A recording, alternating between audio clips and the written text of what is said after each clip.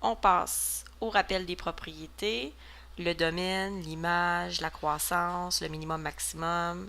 Le signe, c'est l'intervalle dans lequel la fonction est positive ou négative. L'abscisse est l'ordonnée à l'origine. Donc, on a déjà vu ces propriétés-là. On va les regarder dans une fonction logarithmique.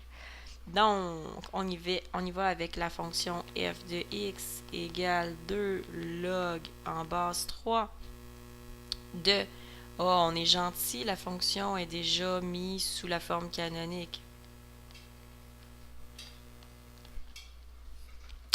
On va regarder le domaine, l'image, puis on va regarder la variation.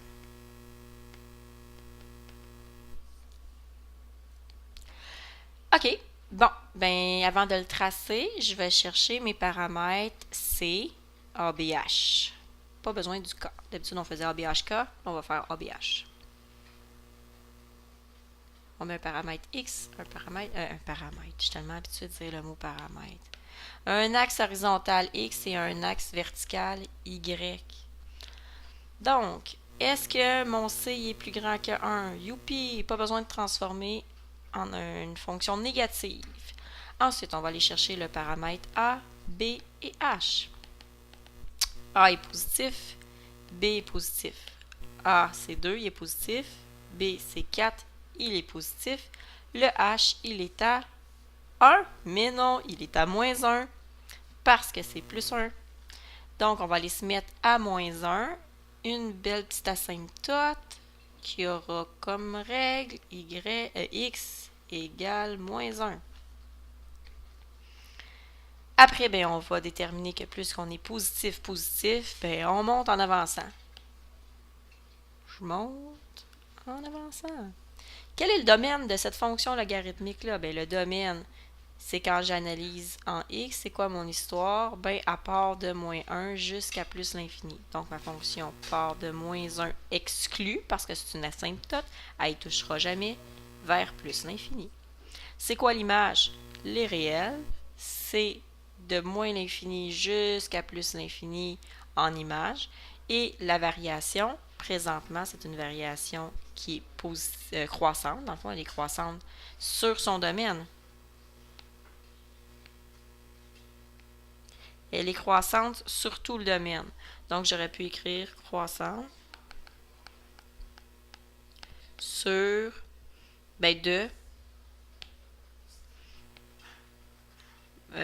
moins 1 à plus l'infini. Quelque chose comme ça. Ça, j'en ai pas de besoin. Je vais l'enlever. Ça, j'en ai pas de besoin. C'était juste pour m'aider à savoir de quoi parler. Donc, ça, c'est une analyse de fonctions logarithmiques. Ben, maintenant, on va faire en général pour toute fonction de la forme canonique dont le paramètre C est plus grand que 0 parce qu'on va toujours la transformer pour avoir un paramètre plus grand que 0.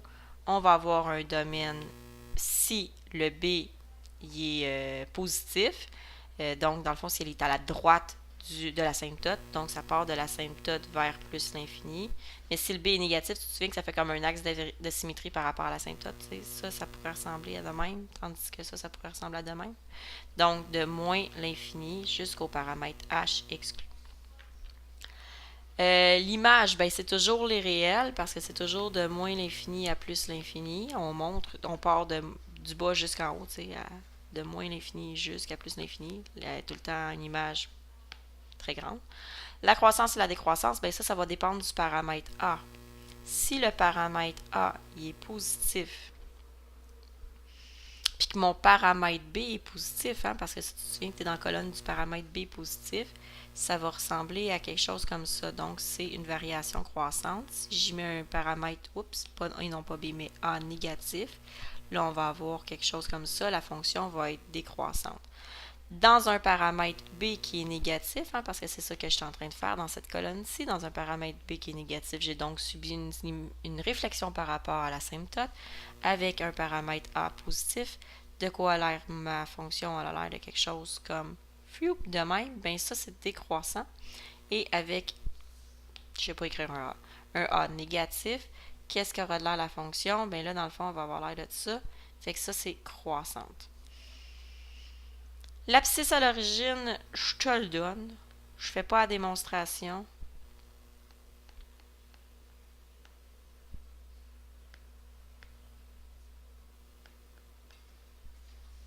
Ça, c'est pour l'abscisse à l'origine, le zéro de la fonction. Tu vas en avoir besoin dans ton devoir, mais je tiens à te faire peut-être un ou deux exemples de ton devoir pour te rappeler quoi faire. Donc, dans le fond, ta première question, c'est de déterminer à quelle courbe appartient chacune des fonctions. Dans le fond, la première, ça appartient à la courbe verte A. C'est une fonction qui est croissante. C'est ça qu'il faut que tu fasses. Ici, dans chaque cas, représente graphiquement la fonction, déterminer son domaine, son image, et le zéro de la fonction 0 que je t'ai pas vraiment montré. Mais tu peux utiliser l'espèce de propriété qu'on a écrit là, mais moi, je pense que j'ai envie d'en faire une pour vrai. Tiens, allons faire la fonction f de x, la première qu'on rencontre, 5 log en base 2 de moins x sur 2. Tiens, celle-ci. On va aller faire le 0 de la fonction de, de celle-là. Donc, 0 égale 5 log en base 2 de moins x sur 2. Je veux que ça égale à 0. Première étape, on va diviser par 5. Et bien, 0 divisé par 5, surprise, ça fait 0. Fait que le paramètre A n'est pas trop difficile à se départir. Ensuite, je veux savoir quand est-ce que la fonction logarithmique en base 2 si elle a un exposant 0, que ça donne moins x sur 2. Parce que tu te souviens que c'est le log avec la base de l'exposant. On met la réponse ici. Donc, ce qu'on veut, en fait, c'est 2 à la 0. Quand est-ce que ça donne moins x sur 2? Ah, ben 2 à la 0, à ta peu, ça fait 1. Fait que 1, ça fait moins x sur 2. Produit croisé. Ben, x vaut moins 2. C'est quand même pas si compliqué que ça, retrouver le zéro de la fonction logarithmique dans une situation comme ça. Là. Donc, ton x vaut moins 2. Je t'ai donné le premier. Pour le reste, je pense qu'il n'y a pas vraiment d'attrape, à part peut-être pour le petit zéro de la fonction qui était là. Le reste du devoir, tu vas être capable de le faire. Je laisse la vidéo en ligne si tu as besoin de le revoir. Fait que voilà.